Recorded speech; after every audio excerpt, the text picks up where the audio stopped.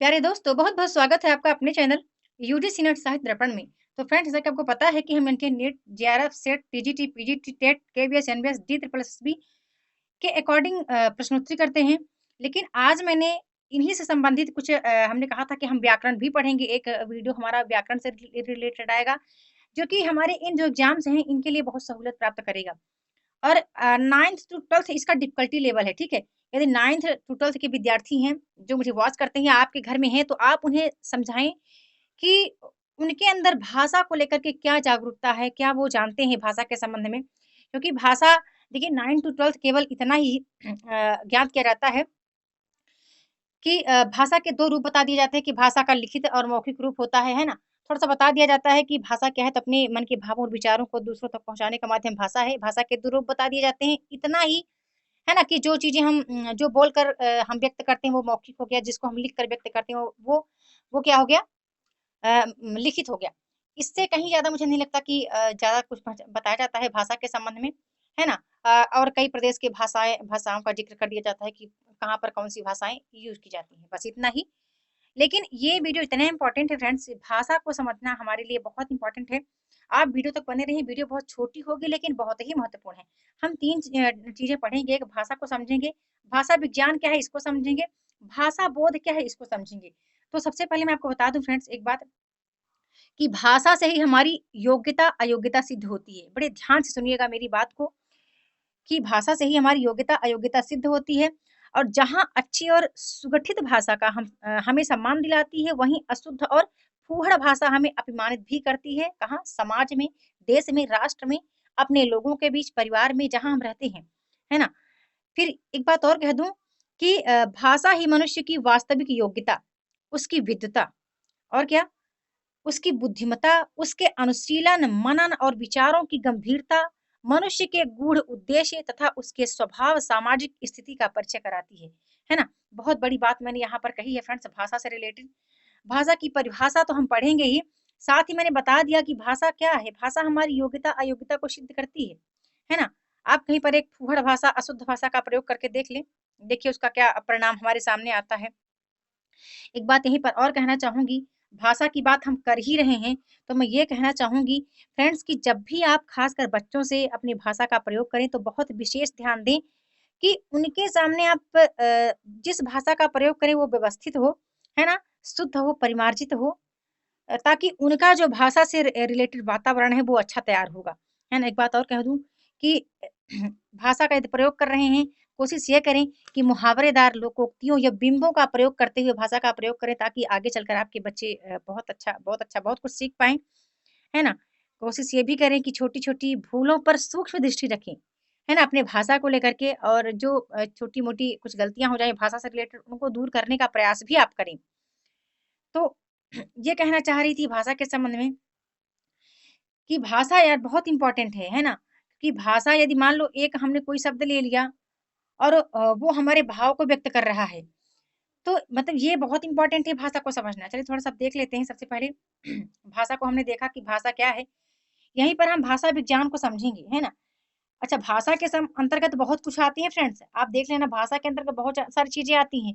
इसकी परिभाषा, इसकी उत्पत्ति, इसके उद्देश्य, इसके सिद्धांत, विद्वानों द्वारा इसका इसका भाषा का वर्गीकरण, फिर यहीं पर भारतीय आर्य भाषाएँ हम पढ़ेंगे, है ना? प्राचीन भारतीय आर्य आर्य भाषा, मध्यकालीन भारतीय आर्य भाषा, आधुनिक भारतीय आर्य भाषा को हम पढ़ेंगे, भाषा की उत्पत्ति पढ़ेंगे, क्या कहाँ से हुई है, ठीक है? ये हो गया। अब थोड़ी-सी हम बात कर लेते हैं भाषा विज्ञान की, कि भाषा विज्ञान के अंतर्गत क्या आता है? तो इसके अंतर्गत क्या आता है? ध्वनि विज्ञान आता है, पद या रूप विज्ञान आता है, वाक्य विज्ञान आता है, अर्थ विज्ञान आता है, ठीक है? मेरी बात को बड़े ध्यान से सुनिएगा, है ना? हमने पहले भाषा को समझा, अब हम समझ रहे हैं भाषा विज्ञान क्या है, ठीक है? ये हो गया। अब यहीं पर हम थोड़ा-सा देख लेते हैं फ्रेंड्स कि भाषा बोध क्या है? भाषा बोध के अंतर्गत बता दूँ, रस है, छंद है, अलंकार है ना? ये जो चीज़ें हम पढ़ते हैं ना, उपसर्ग है, प्रत्यय है, तत्सम, तद्भव, देशज विदेशी शब्द, आगत शब्द, पर्यायवाची शब्द, विलोम शब्द, ये सब अनेकार्थी, मुहावरे, लोकोक्तियाँ, ये सब क्या है? भाषा विज्ञान है। ओह! सॉरी मैंने रस का नाम लिया था, रस नहीं है, रस कहाँ आता है? काव्य बोध में, ठीक है?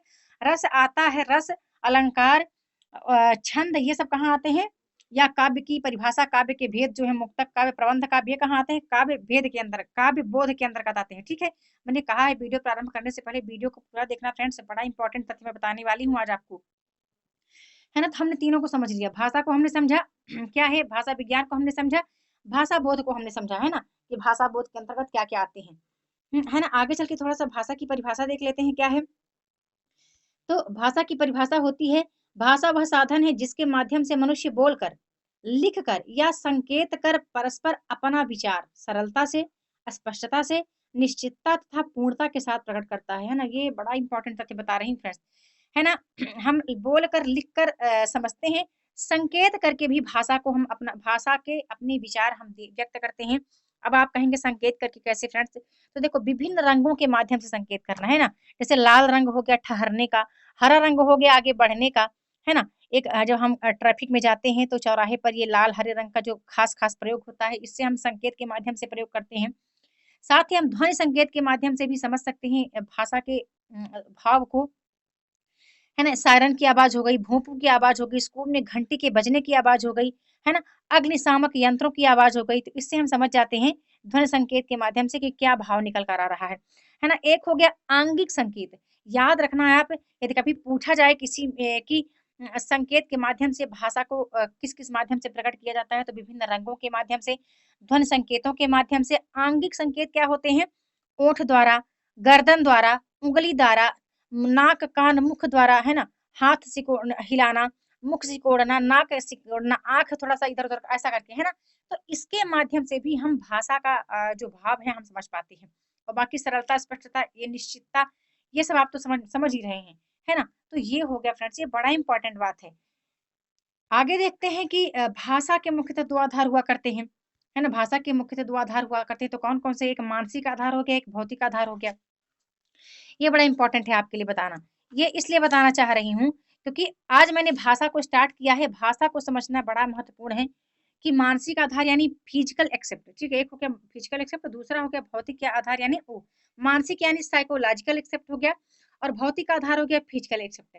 एक मैं थोड़ा सा एग्जाम्पल देना चाहूंगी, बड़ा छोटा सा एग्जाम्पल है ना। अभी फूल हो गया, है ना, एक फूल हो गया, मैंने ले लिया, मानो रोज का फूल, गुलाब का फूल हमने ले लिया।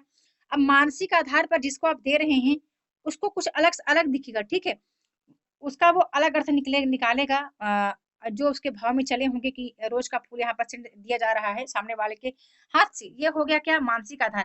अब यहीं पर फूल का अर्थ आप भौतिक आधार में लेंगे तो इसका एक अलग अर्थ निकलेगा सामने से, है ना। उम्मीद करती हूँ आपको बात समझ में आ रही है ना। तो ये इंपॉर्टेंट है। अब यहीं पर एक बात मैं आपसे कहना चाहूंगी, आपको एक प्रश्न बताना है, एक प्रश्न का उत्तर देना है फ्रेंड्स, कि विश्व में कुल कितनी भाषाएं मान्यता प्राप्त है। ठीक है, विश्व में कुल कितनी भाषाएं मान्यता प्राप्त है, एक ये उत्तर आपको देना है।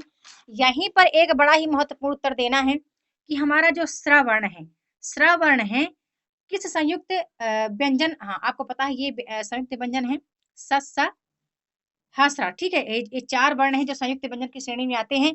अब यहीं पर आपको थोड़ा सा मुझे बता देना है कि जो संयुक्त व्यंजन है, सॉरी छत्र ज्ञासरा, ठीक है, माफ कीजिएगा, टाइप मिस्टेक हुआ या प्रोनाउंसिएशन मिस्टेक हुआ है।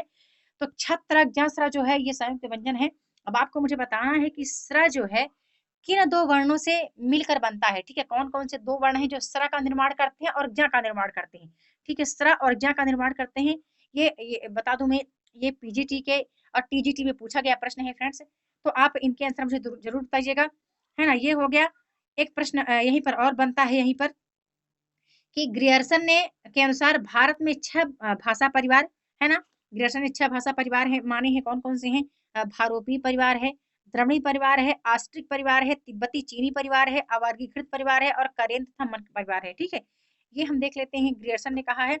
ग्रियर्सन के अनुसार ही 179 भाषाएं और 544 बोलियां हैं, कहाँ है? भारत में।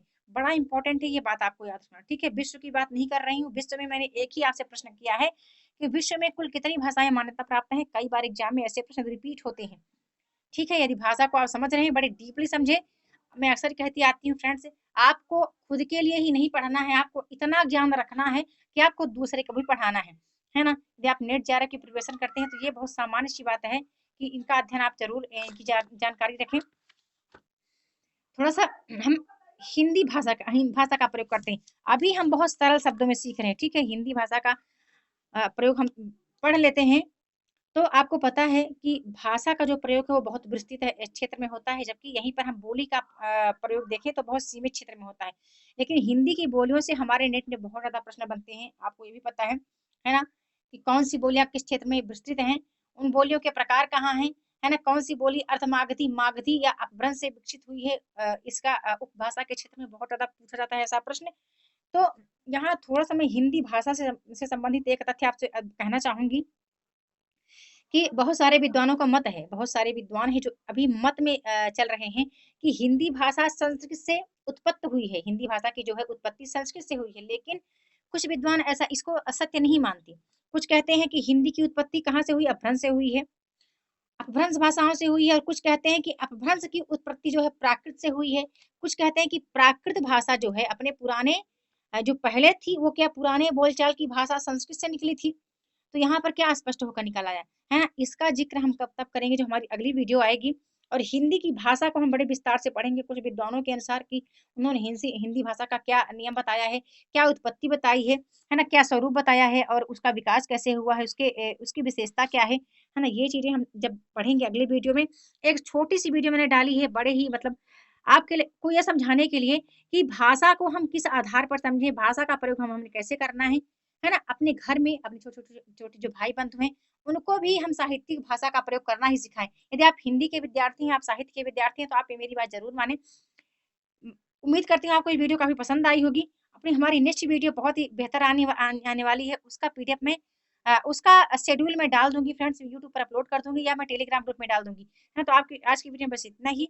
जल्द मिलती हूँ अपने नेक्स्ट वीडियो में न्यू टॉपिक के साथ। तो आपको आज की क्लास कैसी लगी? लाइक और कमेंट के माध्यम से अपना फीडबैक अवश्य करें।